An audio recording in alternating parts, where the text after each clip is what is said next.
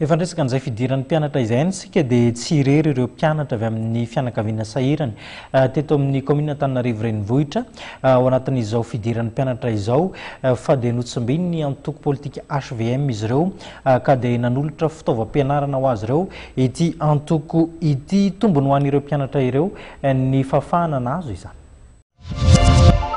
Mahatsiaro sahirana ny antoko HVM amin'izao ankatoko ny fidiran'ny mpianatra izao.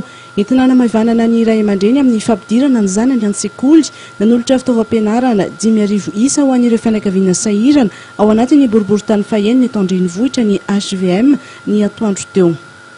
Ny hetsika dia atao manerana ny Madagasikara fa ny eto Antananarivo zany aloha dia ny androany ny fotoana natokana anaovana andro firaisana enina eto Antananarivo. Ny ara-sosialy dia tsy mijanona fotsiny eo amin'ny resaka kit scolaire fa maro ireo atao hoe asa sosialy izay hetsika ho ataony ny antoko HVM fa ny androany aloha dia ny resaka kit scolaire no ataontsika fa ny asa sosialy hafa dia efa mandeha foana hatramin'izay ary mbola tohizana ary amafisina reny asa sosialy izay atao eo anivon'ny antoko ery vaovao ny Madagasikara ireny.